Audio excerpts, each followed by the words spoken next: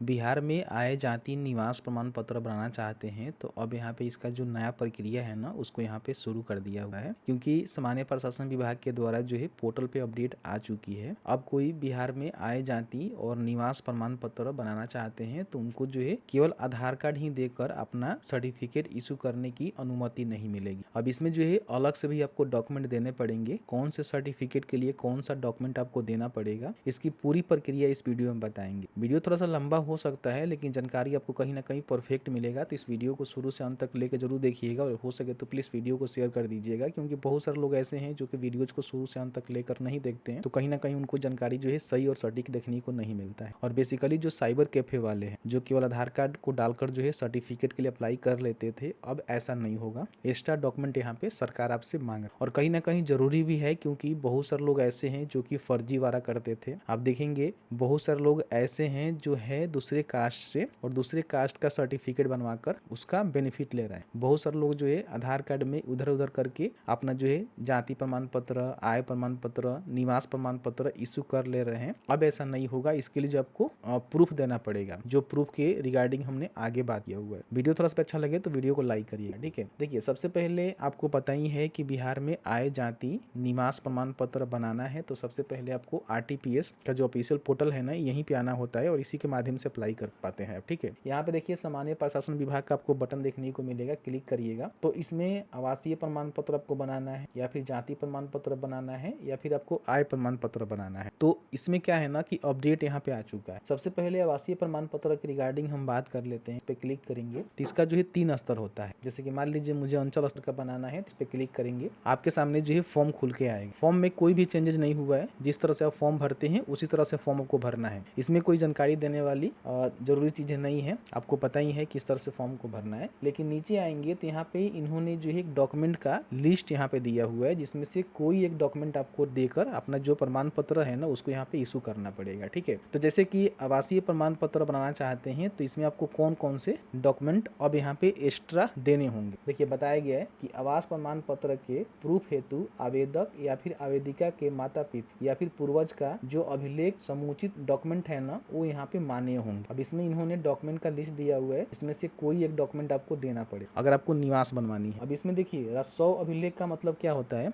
आपका खतियान। मान लीजिए अपना जाति अप्लाई करना, निवास अप्लाई करना चाहते हैं तो आपके पूर्वज के नाम से या फिर आपके माता पिता के नाम से जो खतियान है ना उसको यहाँ पे देना पड़ेगा प्रूफ के रूप में। नहीं तो दान पत्र वाला जमीन है तो दान पत्र का प्रूफ दे सकते हैं। नहीं तो मान लीजिए भूमि से संबंधित और भी कोई आपके पास दस्तावेज है, जमीन का रसीद केवाला, जिससे प्रूफ हो पाए कि आप किस कैटेगरी, किस जाति से हैं, कहाँ के निवासी है, ठीक है, उससे प्रूफ हो पाएगा, ठीक है। या फिर मान लीजिए भूमिहीन से अगर कोई आवंटित जमीन आपको मिला हुआ है, बहुत सारे लोग ऐसे होते हैं जो कि भूमिहीन होते हैं जिनके पास जमीन नहीं होता है, तो ऐसे जो भी लोग हैं ना उनका संबंधित अगर कोई उनको अभिलेख मिला हुआ है तो वो दे सकते हैं। अन्य कोई राजस्व अभिलेख भी आप दे सकते हैं, जैसे कि मान लीजिए आपके पास अन्य कोई ऐसा राजस्व अभिलेख है उसको आप दे सकते हैं, जमीन का पेपर उसको दे सकते हैं। नहीं तो राशन कार्ड दे सकते हैं, वोटर आईडी कार्ड दे सकते हैं, बिजली का बिल दे सकते हैं, टेलीफोन बिल दे सकते हैं। तो इसमें से एक डॉक्यूमेंट आपको एक्स्ट्रा यहाँ पे देना हो। जैसे कि मान लीजिए अगर आप अपना निवास बनाना चाहते हैं तो यहाँ पे आपने टिक किया कि मैं राशन कार्ड देकर बनाऊं यहाँ पे, ठीक है। और उसके बाद यहाँ पे कैप्चा को फिल करेंगे और यहाँ पे प्रोसीड के बटन पे क्लिक करेंगे तो आप देखेंगे जो आपका यहाँ पे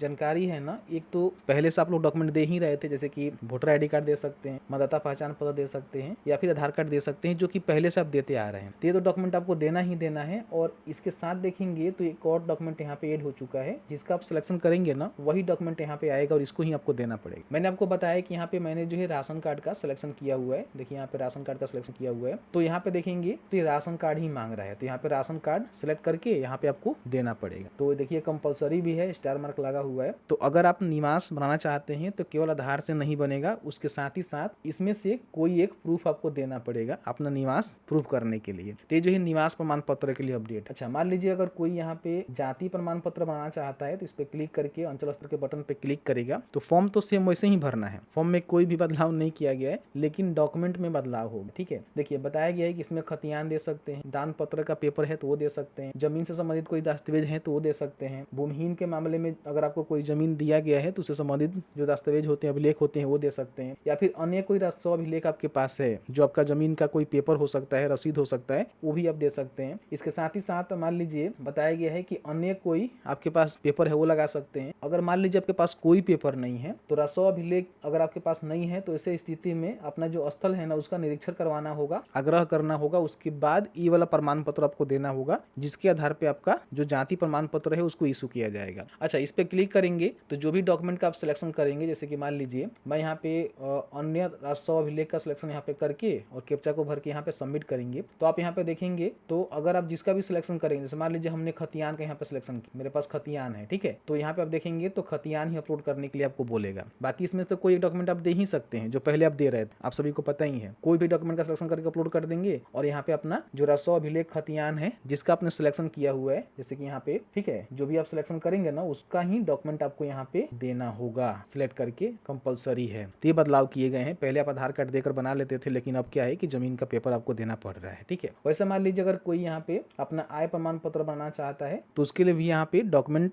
सूची जारी कर दिया गया है जिसमें से एक डॉक्यूमेंट आपको देना पड़ेगा। नीचे आएंगे तो यहाँ पे देखिए, अगर मान लीजिए आपके जो भी माता पिता हैं या फिर जो भी उनका डॉक्यूमेंट है वो आपको देना पड़ेगा, मतलब कि माता पिता का ही डॉक्यूमेंट यहाँ पे देना है, तो इसमें वेतन या फिर पेंशन पर्ची दे सकते हैं उनका। अगर वो कहीं काम करते हैं, उनको सैलरी मिलता है तो उनका वेतन पर्ची या फिर पेंशन मिलता है तो पेंशन का पर्ची दे सकते हैं। बहुत सारे लोग सरकारी जॉब करके रिटायर होते हैं या फिर बहुत सारे लोग प्राइवेट जॉब भी करके रिटायर होते हैं तो कहीं ना कहीं उनको पेंशन मिलता है तो पेंशन का पर्ची दे सकते हैं। नहीं तो अगर ITR फाइल करते हैं तो ITR का जो रिटर्न होता है उसको दे सकते हैं। नहीं तो अन्य न्याय जो अभिलेख है ना, इसमें भी बहुत सारे ऐसे अभिलेख आते हैं जो आप अपने हिसाब से दे सकते हैं एज अ प्रूफ, जिसके बिहाफ पे आपका डॉक्यूमेंट यहाँ पे इशू होगा। तो इसका सिलेक्शन करके फॉर्म को भरेंगे तो आपको आधार कार्ड तो देना ही देना है और भी बहुत सारे डॉक्यूमेंट दे सकते हैं, लेकिन 3 डॉक्यूमेंट में से कोई एक डॉक्यूमेंट आपको देना पड़ेगा अपना जो आय प्रमाण पत्र है ना वो बनवाने के लिए। और ये प्रूफ अपना नहीं देना है बल्कि अपने माता पिता का देना है। ध्यान रखिएगा, तीनों कंडीशन में देखेंगे ना तो बोला गया है कि आवेदक आवेदिका के पिता पूर्वज का खतियान यहाँ पे देना होगा, ठीक है, पिता है या फिर पूर्वज आपका है उनका देना होगा। सब में आपको देखने को मिलेगा कि आवेदक आवेदिका के माता पिता या फिर पूर्वज का ही आपको देना है, तो ध्यान रखिएगा। तो जो ही फिलहाल यही अपडेट यहाँ पे निकल के आ रहा है और इसको लेकर देखिए यहाँ पे जानकारी भी आया हुआ है, मतलब कि बनाया गया है आपको समझाने के लिए। बिहार में जाति आवास और आय प्रमाण पत्र बनाने के लिए नियम यहाँ पे थोड़ा सा पहले से समझिए कि थोड़ा डिफिकल्टी हो गया है क्योंकि बहुत सारे लोग फर्जीवाड़ा करते थे, अब यहाँ पे फर्जीवाड़ा नहीं कर पाएंगे, ठीक है। तो बताया गया है कि जाति के लिए कौन कौन से डॉक्यूमेंट देने हैं, आवास के लिए कौन कौन से डॉक्यूमेंट देने हैं, आय के लिए कौन कौन से डॉक्यूमेंट देने हैं। तो बेसिकली वही डॉक्यूमेंट यहाँ पे सूची के रूप में बताया गया है। तो सारे डॉक्यूमेंट आपको देकर जो है अप्लाई करना होगा। अप्लाई करने का प्रोसीजर वही रहेगा, डॉक्यूमेंट आपका उसी तरह से इशू होगा, लेकिन अब यहाँ पे जो डॉक्यूमेंट है ना वो आपको यहाँ पे देना पड़ेगा। इन बातों को ध्यान रखिएगा। जो भी सर्टिफिकेट आप इशू करना चाहते हैं उसके हिसाब से जो भी यहाँ पे डॉक्यूमेंट है ना,